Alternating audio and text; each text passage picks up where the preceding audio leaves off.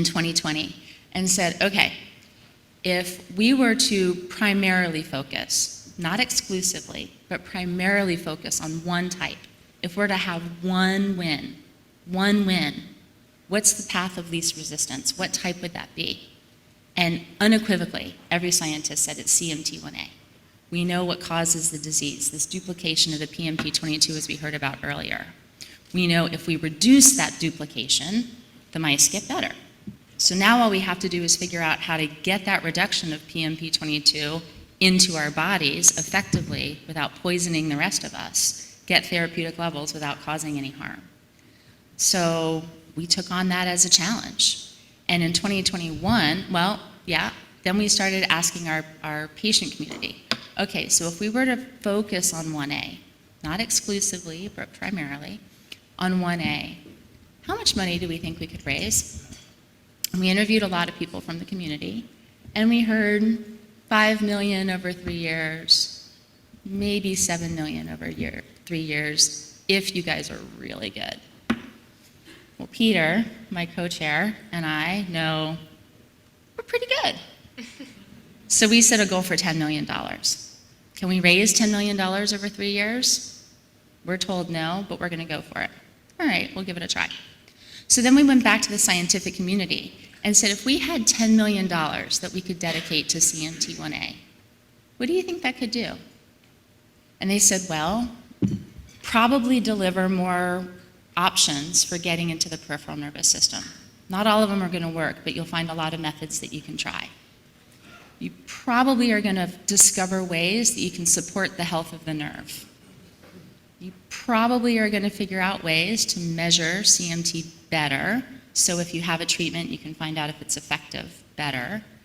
And you're probably going to figure out ways to not only deliver the reduction of the PMP22, but also to find many different ways to reduce the levels of PMP22, whether it's a gene therapy or an ASO or a small molecule, as we were kind of hearing about earlier.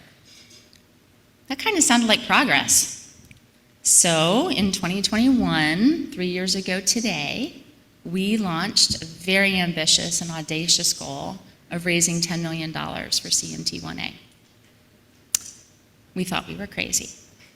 Peter, were we crazy? Yes. So why don't you come on up and tell people what we did? Sure. Peter is the co-chair of the CMT1A ENDGAME, and that is the campaign to end CMT1A. That goal of $10 million started today, 3 years ago, through this initiative that we call ENDGAME. And now, today, we're here to talk about the results of ENDGAME. Go for it, Peter. All right, well, thanks, Susan. Is she amazing? Huh?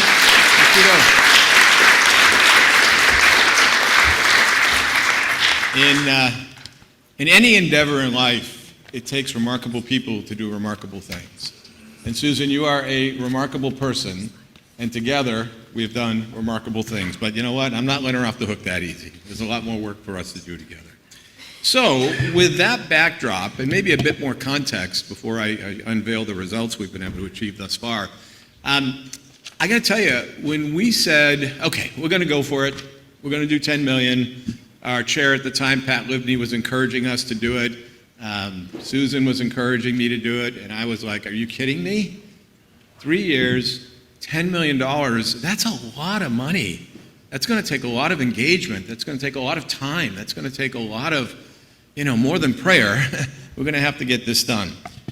And I remember distinctly when we got going, one of the things we did is we put together a campaign committee.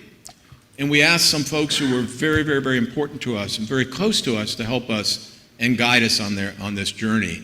And they did. And they have been remarkable stewards of this campaign as well. All right, so let's go forward.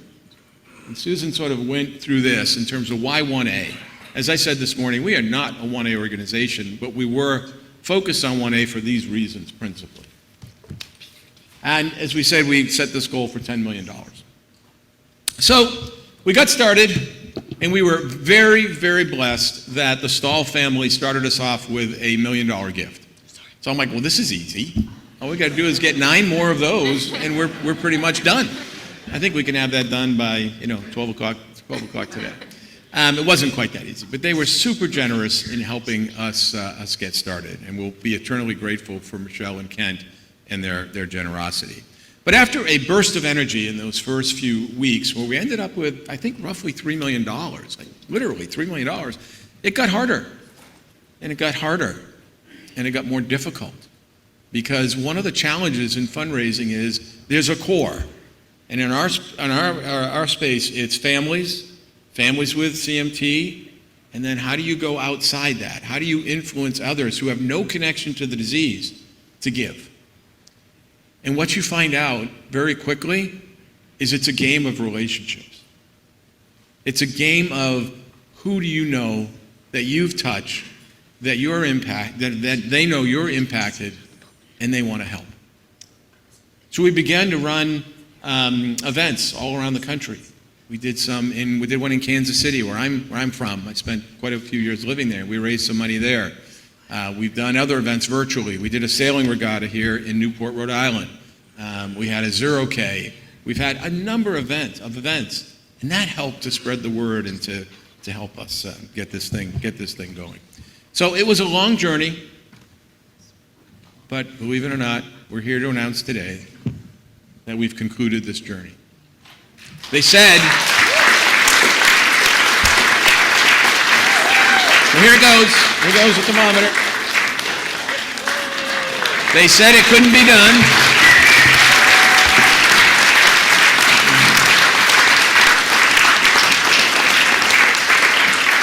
They said it couldn't be done, so then Susan and I said, well, it must be done. If it can't be done, it must be done. And that's the attitude that we've had throughout this entire campaign. This money is not sitting around in a bank account. This money has been deployed. It's been deployed on so many good projects that you've heard about in the last day or so. That was the intent. It's not sitting around gathering dust and earning interest. We've deployed it. Now, I just want to tell you the story of the last 6 weeks. So we're sitting at $8 million. And Susan and I looked at each other like, I don't know. We really wanted to finish it before this convention so we could announce the completion to you today. So we're sitting on a virtual phone call, and I'm like, Susan, I don't have a roadmap to the last 2. Do you? And Susan, being Susan, said, of course I do. I've been thinking a lot about this. And so she comes up with a roadmap and says, well, there's some very, very generous folks we think maybe we could go back a second time to. There are folks who don't know anything about this, but we think we can reach out to. And she came up with a very detailed roadmap. And then, of course, she handed it to me and said, you make the calls. I'm like, oh, thanks a lot, Susan. But she did, and it was awesome. And so in the last 6 weeks, we've raised $2 million of this $10 million in a very, very short time.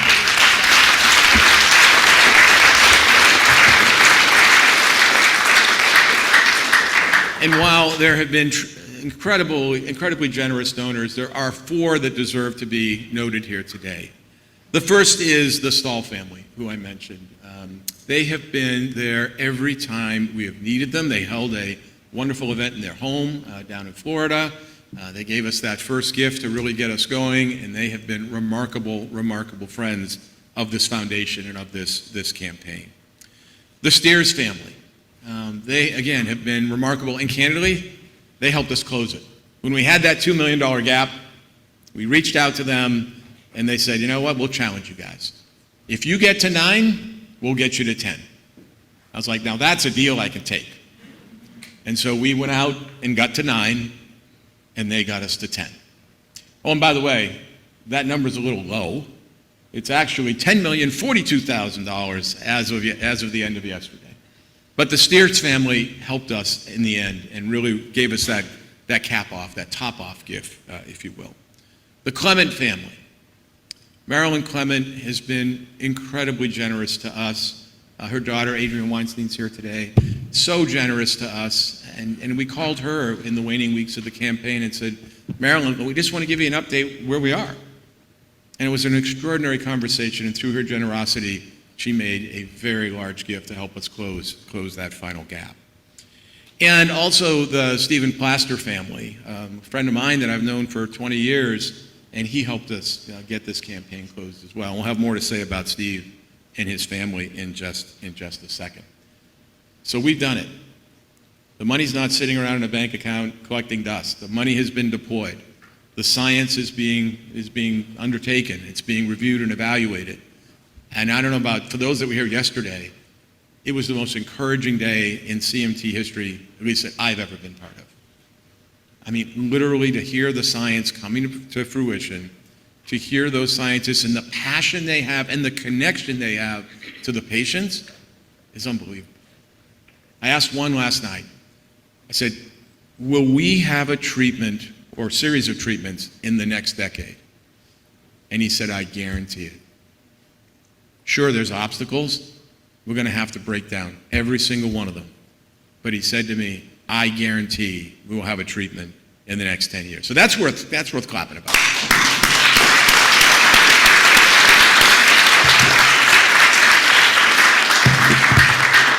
So this is how we did it. This is what they call a donor pyramid. And to have 4 $1 million plus donors in a $10 million campaign was remarkable, really, really extraordinary. You can see we had 9 donors between 100,000 and $1 million. We had many donors between 5,000 and 100, and many more donors as you work down the pyramid. It doesn't matter what level someone gave at. It really is irrelevant. You know what the point is? The point is they gave. They gave.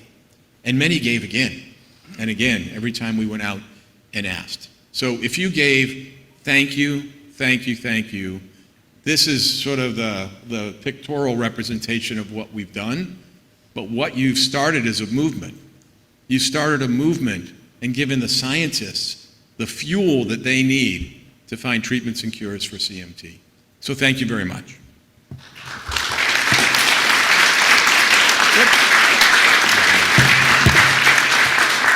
Okay, so I want to talk a little bit about Steve Plaster and his family, who were so instrumental in helping us achieve this goal. But first, every year we make something we call the Catalyst Award. It is the highest award we give out here at the CMTRF, and it's to someone or a family or a group of individuals who've made a transformative impact in the advancements of treatments and cures for CMT. The Catalyst Award for Philanthropic Impact, it literally is the highest award we have, and for those who unselfishly support the mission to end and conquer CMT once and for all. The 2023 Catalyst Award was bestowed on the Benson family in honor of Barton Benson's father, Charles G. Benson. So I'm pleased to announce that the 2024 Catalyst Award for Philanthropic Impact is being bestowed upon Stephen Plaster and the Plaster family for their generous contributions to the 1A campaign. Hold on, I didn't do it. Somebody's playing back there. Hold on. Oh, you guys are playing? There's Steve.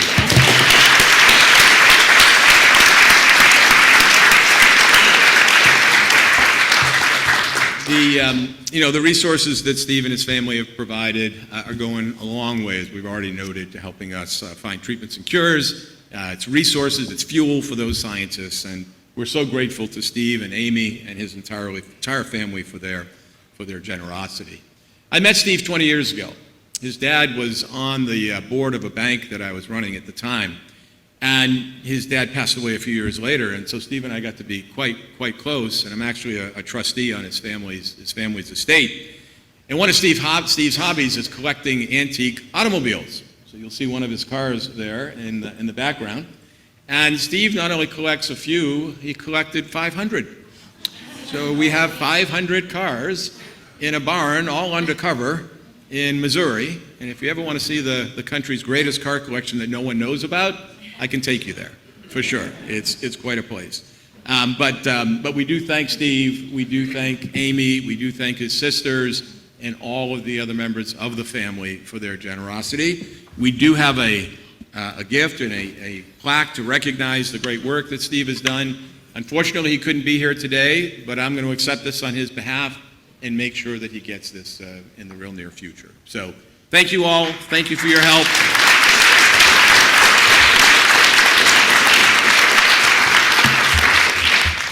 All right. Well, speaking about science, we're going to spend a little more time on that. We're going to spend a little more time on the CMTRF's, I'm going to use the word proprietary, roadmap, our roadmap to victory here in CMT research. So I'm going to turn things over to our Director of Research, Dr. Riann Egusquiza.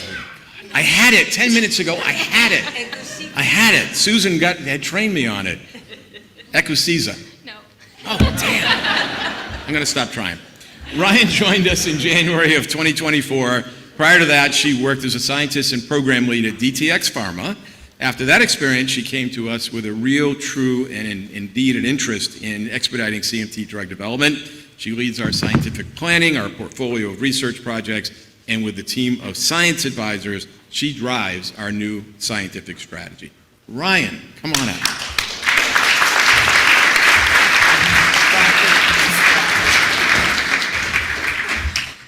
It's Dr. Egusquiza. Egusquiza. Practice. Okay, before I get started, I really just want to say how honored I am to be here and meet all of you, and it's really motivating and inspiring to see, patients, researchers, everyone here supporting drug development research. So what I'm here to do is really talk about how, first off, how we've used some of that $10 million to fund some really exciting research. And we still have, as you have heard, we have just obtained 2 million more, so we have much more to do, but I can talk about what we have been able to do with what we have. And then I'm going to go on to the second part of my talk, which will be on leveraging everything we've learned through this ENDGAME campaign and applying that to really expedite research for all CMT types. Oh, I went backwards. I don't know what I'm doing. Sorry. Here we go. So now, if you think of drug development research as a mountain, you can imagine that this can be a very daunting task to try to reach the top of the mountain, which you can imagine is achieving CMT treatments. So especially if this has never been done before, if there's not a paved hiking path that goes all the way to the top. So there can be, many different places to start, and once you start, there can be a lot of obstacles in the way. There's going to be people that just straight up won't start up this path because there's not that paved path there already. Or there may be some folks that start up towards a path, start trying to build a path, realize it's too tough and turn around. So this is really why we wanted to start ENDGAME. And when the CMTRF looked at this mountain of CMT treatments, they saw that the path forward for CMT1A had the fewest obstacles. So that was likely the best place to focus efforts, like Susan said, because if we could focus there and get progress, then we'd be able to encourage more folks to join CMT drug development research. And having that focus is where we can really drive and build a path that's going to make that happen. So the goals of ENDGAME were to, like I mentioned, really just get treatments for 1A closer to the top of that mountain, because we knew that progress there was not only going to, potentially lead to CMT1A treatments, but also bring more researchers, more interest into CMT, because they could start seeing that that path is possible. And that is such an important part. Like Rob said, we need as many shots on goal. So we also wanted to be proactive in that approach. So not just depend on the progress that was going to happen, but we also wanted to go out and scout for companies, scout for researchers that could help us with this path and recruit them to CMT, provide them with the right resources to really start making real progress. And as you can imagine, as you start paving a path, you're going to come across some major obstacles. So we wanted to be the ones to help identify those obstacles and tackle them, so that once researchers or drug developers reached that point, they had hope that that was going to be tackled, or that we had already tackled them. And the ultimate goal would be that the progress made for 1A is eventually going to lead to progress across all types, and I'll get to that in the second part of my talk. So the CMTRF project with DTX Pharma, which I'm sure many of you know about, is a really great example of how impact can happen when you really focus on pursuing CMT1A research and working on advancing it forward. So DTX Pharma was a small biotech company that was working on RNA therapeutics. So you heard a little bit about that from the other presenters this morning, that they're capable of reducing the disease-causing gene. And they're a very promising approach for CMT. And as you also heard, there is a little bit of a delivery challenge there with getting those types of therapies to the nerve. But DTX had a fatty acid delivery technology that had shown to have improved delivery to different cells and tissues, and it was very promising even though it hadn't been explored in the peripheral nervous system yet. So when the CMTRF met DTX Pharma was working on completely different indications, and they had no idea what CMT was or if their technology was going to be effective for it. So they established a partnership with the CMT Research Foundation to develop a therapeutic that targeted that excess PMP22 that you heard about earlier that causes CMT1A, and combine that with this new delivery technology to see if that could improve delivery of this promising RNA therapeutic to peripheral nerves. And as many of you are aware, I'm sure, that project became very successful, and it really encouraged DTX Pharma to pursue it further, and that eventually led to the CMT1A drug candidate called DTX 1252.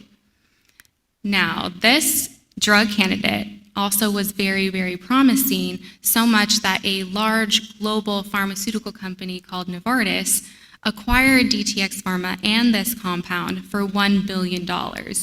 So that's a huge deal. And this is really important because this promising compound is now in the hands of a pharmaceutical company that has the resources to really significantly move it forward and get it to patients. And also, the huge size of this deal really demonstrated the true potential of what a CMT therapeutic could be in the drug development space. And so that was, in turn, going to really attract much more biotech companies to join in on the race, encourage biotech investors to invest in CMT therapeutics. So it was really a really good step in progress towards getting a treatment and encouraging others to join in. So while this is very promising, and we hope that this compound makes it all the way to patients, we realize that at this point we have not been able to reach the top of that mountain yet. We're hopeful. But with the start of ENDGAME, we realized that we need, again, as many shots on goal so that we have a better shot of obtaining a treatment that is effective and safe for patients. And that's exactly what we aim to do with ENDGAME. And so far, ENDGAME has been able to fund 10 new projects, and those have been 4 that are identifying completely new therapeutics, 3 that were progressing existing promising therapeutics, and 3 that are tackling some of those major obstacles. And those were done in collaboration between 7 biotech companies and 3 top research centers.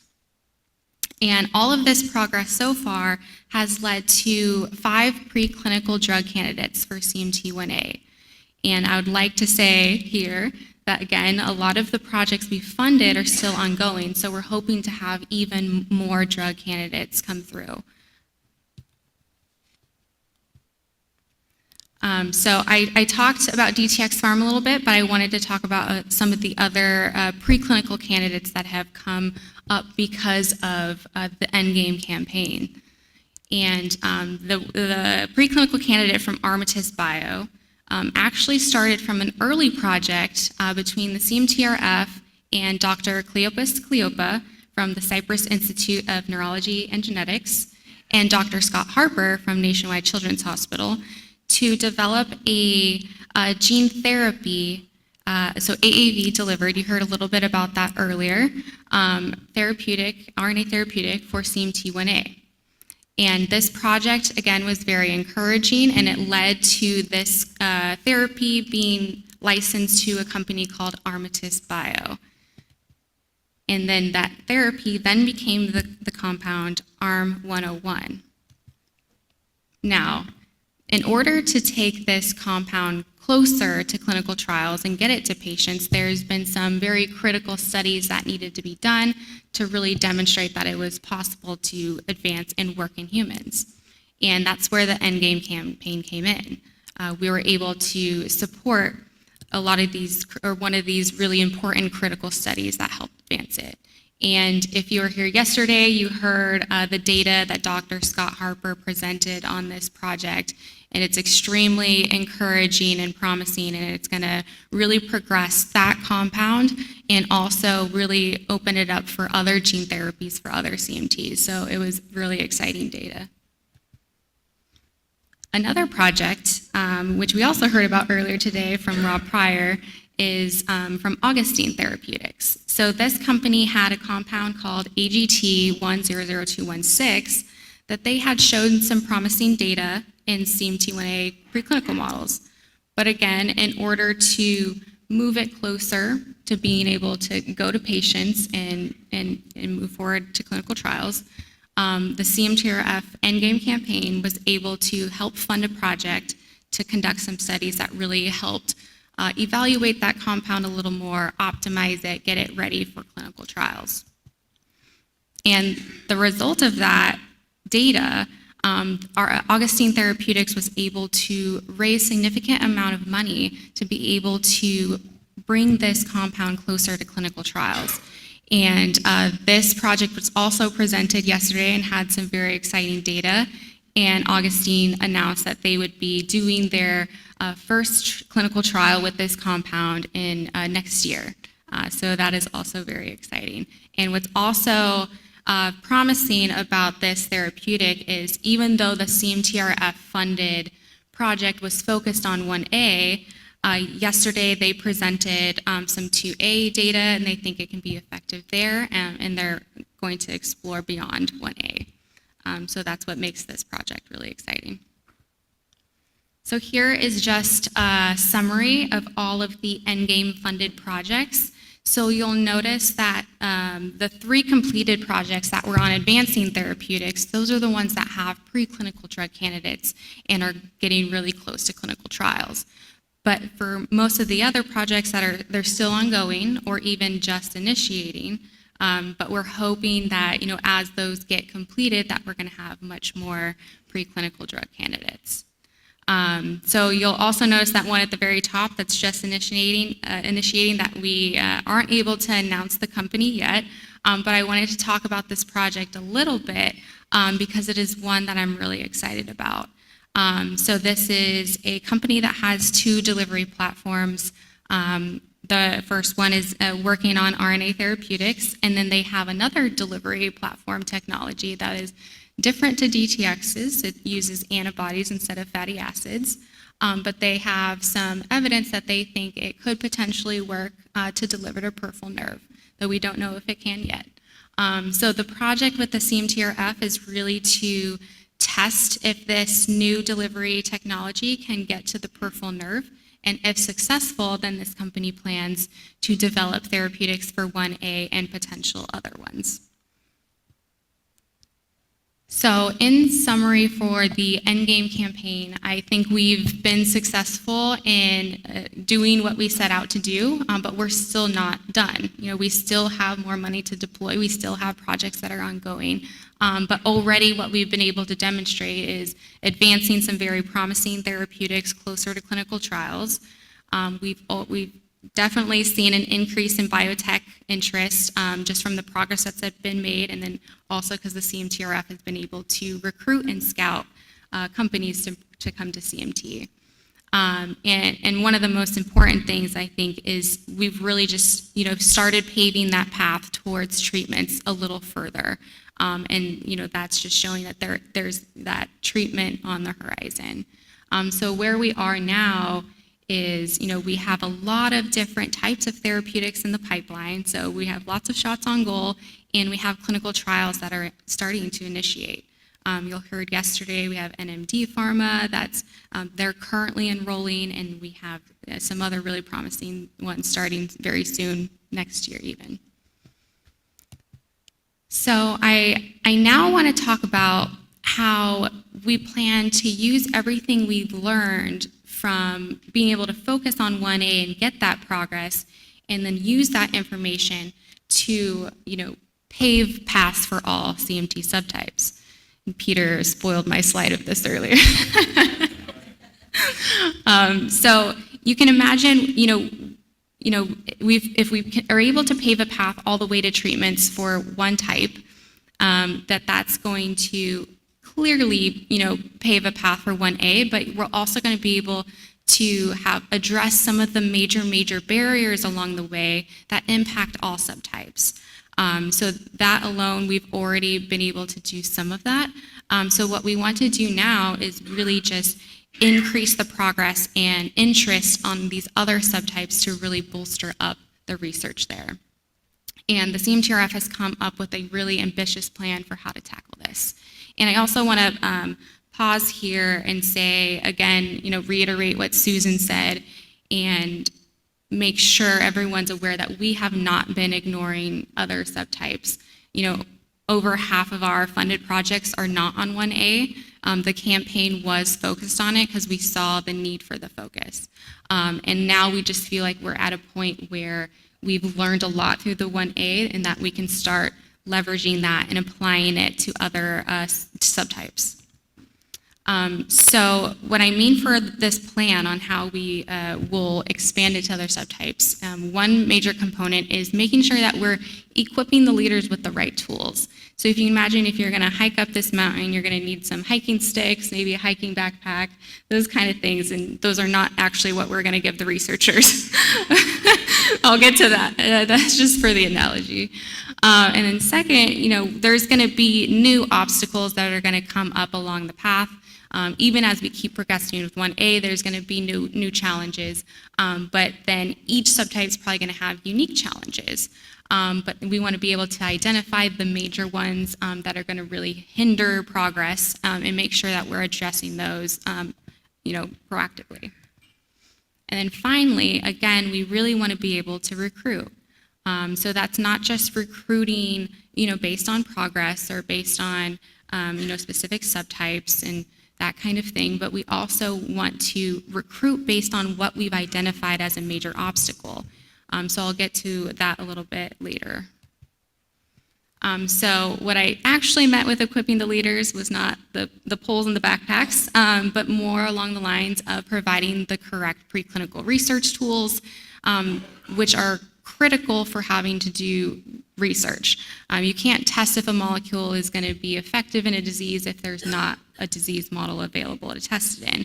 And even if there's one available, but it's not that representative of what the patient has, then it's not that good.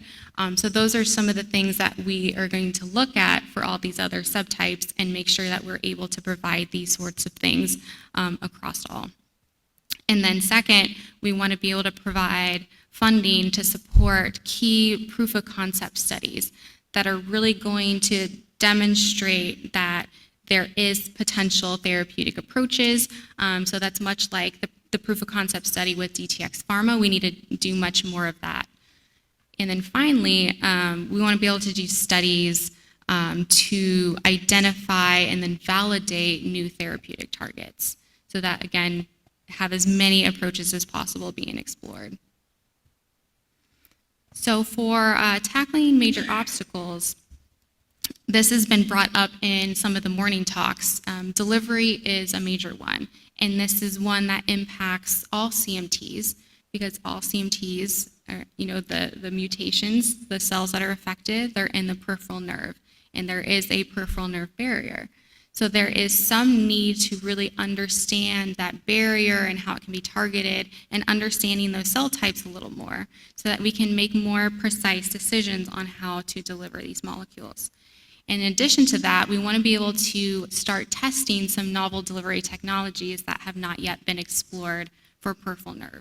So we've already started. We've done DTX Pharma. We have this coming in, but there's a lot out there. So we've just barely started scratching the surface on the amount of delivery technologies out there that we can start exploring.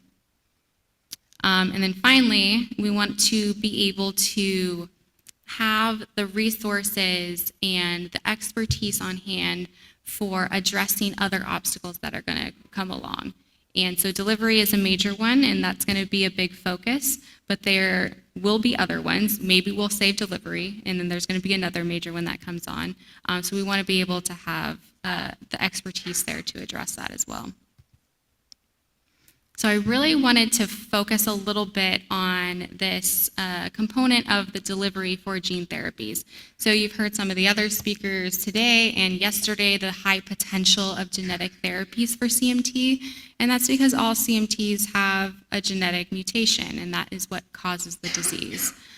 So if we're able to solve this delivery problem, that's really going to open up the door for gene therapies.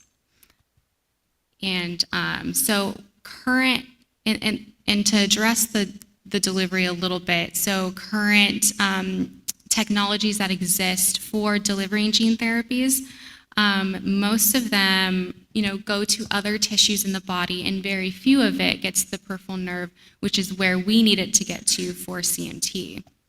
And so this means in order to get enough of it to the peripheral nerve, you have to use very high doses, and that comes with a lot of challenges. So that means you need to make a lot more of it, which is expensive, and that's going to be expensive for the biotech company, and maybe even that's a reason why they choose to not pursue it. And it's also going to lead us to be in very high dose levels that are going to potentially reach unsafe dose levels. So what is really needed is optimized versions of these delivery vehicles for gene therapies, where much more of them are able to get to the peripheral nerve so that we can have much more effective treatments and also safer. And I wanted to just reiterate again that if we're able to obtain this improved, optimized delivery vehicle, it's going to open up gene therapies across all subtypes. So you can imagine the delivery vehicle as seriously a vehicle, so a truck, and that the genetic component that you need to deliver for each CMT subtype as the cargo. So once you have the truck, you can just swap out the cargo for the correct one and use that for your therapy. So the third component of the strategy is to recruit talent. So the first one that makes the most sense is increase the number of players in the game, the number of hikers going up that mountain, because some may fail along the line, some may decide to turn back around, but if you just keep recruiting and getting people to start, eventually you're going to build a path. And our plan for how to really recruit more researchers, more biotech companies into this space is to start looking into other areas. So we heard from Toby today about the similarities between the ALS program and CMT. So we need to go to those folks and learn from them. And there's maybe even similar drugs, similar delivery technologies that we can directly leverage from those other indications that have therapies or that have more progress, and bring those to CMT. And the second component is really to expand the network to help tackle those obstacles. So we know right now that delivery for gene therapy is a major one that we really want to address. So what should we do? We should go to the experts in gene therapy, tell them what our specific challenges are, convince them that we need help to address these, and then also look at other indications, other rare neuromuscular disorders for other obstacles that they've overcome, so that we're prepared for when CMT reaches those areas, that we have the right people in place to address them. And this is also something that we've already started doing. We're not waiting until today to announce this and do it. If you were here yesterday, you'll probably have recognized that we did have several speakers that were new to CMT, but really experts in their field, especially for gene therapy. So some of the key takeaways I wanted everyone to go home with today is that there are paths forward for all CMTs. You know, they're each going to have their own unique obstacles, but I believe in many aspects that they can ride the coattails of successes for other CMTs as well as other indications. We can really learn from, you know, the indications that have already obtained treatments, especially gene therapies.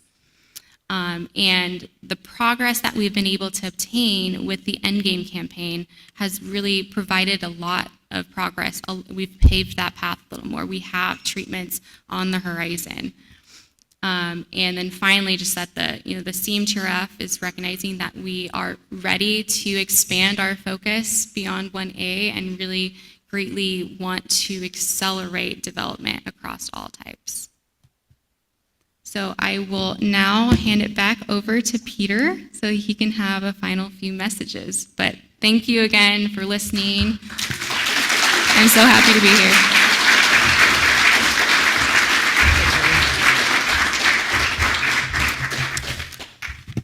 All right, well, thank you, Riann. I won't try again, but I really appreciate her. She's been one remarkable addition to our team. You know, we live for the science. That's what we live for at the end of the day. That's why we exist, and she's doing an amazing job guiding us in those efforts for sure. And I got to tell you, I don't know about you, but I spent all day yesterday listening to scientists. I've spent this morning listening to some scientists. I've heard from patients. The momentum I think that we have at this moment is really palpable. I mean, it's incredible if you think about what we've accomplished in 6 short years since this foundation's been around. Now, granted, there was a lot of groundwork done before we arrived on the scene, but I think we've been the catalyst. We've been the catalyst to get a lot of this stuff moved from ideas to action, which is what, candidly, we're all about. I have a saying that, you know, hope is not a strategy, right? You've all heard that before. But there's a second half to that most people don't say, which is if you have a strategy, then you can have hope. And we have a deliberate, focused strategy at the CMTRF. We're going to make mistakes. We're going to do some things wrong. But every single time we're going to learn, we're going to correct course, and we're going to try to do better. And so there's reason for hope because we have a plan. There's reason for optimism because the science is progressing. I mean, I take great pride that Riann showed all these drugs that, you know, we've sort of sponsored going through, getting close to potential human trials. That's amazing. In just a few short years, we've gone from none to many. And so that's amazing to me. I also think what Riann was able to do is connect the dots between fundraising and science in a lot of ways. What you just saw is how your generous donations are spent. And you're beginning to see the outcome from that. I have a lot of sayings, by the way. If you hang around me, you'll know I have a lot of things that I've thought about over the years. But I like to say that, you know, fundraising is just a means to an end. But scientific discovery is a means to a cure. Again, we don't live to raise money. Fundraising enables us to invest in science, and science, and only science, will lead us to a cure. Our mission at this organization is fueled by passion. It's fueled by intensity. It's fueled by, you know, people who understand that without cooperation, collaboration, and focus, we're never going to get this done. We're going to get this done. Come hell or high water, we're going to get this done over the next decade. Now, before we go to lunch, I'm quite really, and I mean this in great sincerity, I'm really humbled to make a special announcement before we go to lunch here in just a little bit. Now, everybody know how to do a drum roll, like on your table? All right, here we go. Here we go. Let's get that going. All right, you can stop. Because I got to say a few things, and then I'll have you do it again. You know, when our scientific team and our leadership shared the new scientific strategy with one previously very, very generous donor, the family even became more committed to helping us end CMT. They were excited by the plans, but again, it was a concrete plan. It wasn't we hope to do this, it's we are going to do this. This is the roadmap. This is our proprietary way to achieve success over the next few years. No more than a decade, I've already promised that. Then they did something incredible. And I have to tell you, having just been through a very challenging process to raise money, I know how difficult that can be. I get a bit emotional when I think about what they've done for this organization, but more importantly, for all of you in the room. Whether you're a scientist, or you're a patient, or you're a family member, what I'm about to tell you is going to have transformative effect on all of us. The family decided to make a $5 million, this is in addition to the $10 million we just raised, a $5 million commitment to fund what Riann just talked about. All right, stop. Drum roll. We have to thank Barton and Laura Benson and their entire family for their incredible generosity to fund this roadmap, or start funding this roadmap for us. Now, go ahead. Yeah, let's do that.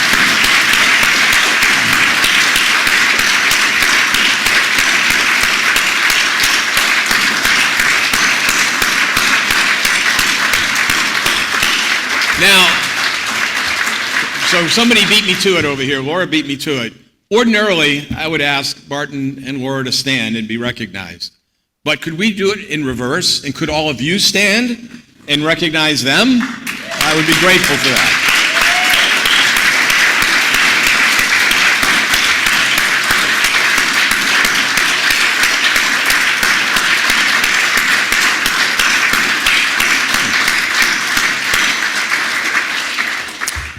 We have every reason to believe that this is the single largest donation ever made to a CMT not-for-profit to focus on CMT research.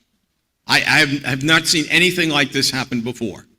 A single gift of $5 million to fund what Riann came up here to talk about today. Barton and Laura, thank you. You are having a transformative effect on lives all over the world, and we're so grateful for that.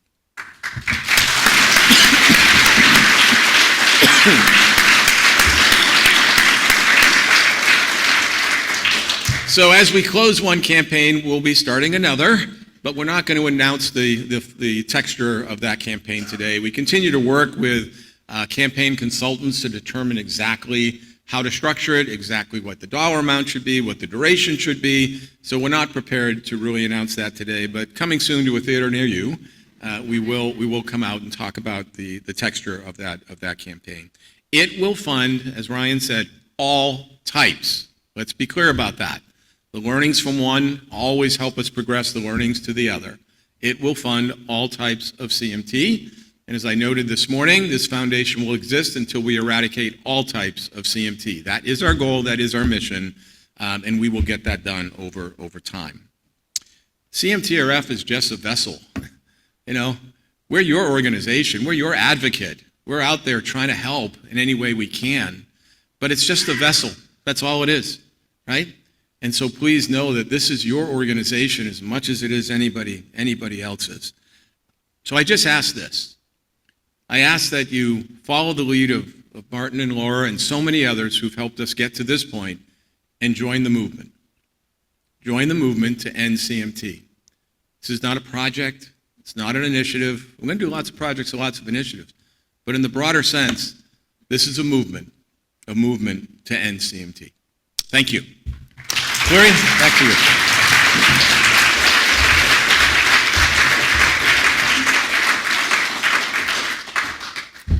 I just have to add my personal thanks to Barton and Laura, and I wish Sarah were here to celebrate with us because she is an incredible part of this.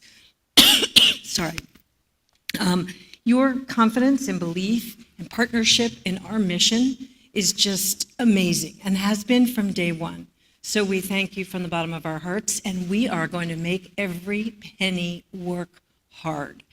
And I promise you that personally. I also want to say, sorry, I drank some water, it went down the wrong way. I also want to say thank you to every one of the people in this room and beyond who have and who will contribute to CMTRF to achieve the dream that we all share, treatments and cures for CMT. And as we've been told, and as we've all repeated many, many times, those treatments and cures are on the horizon, and we will get there. So thank you.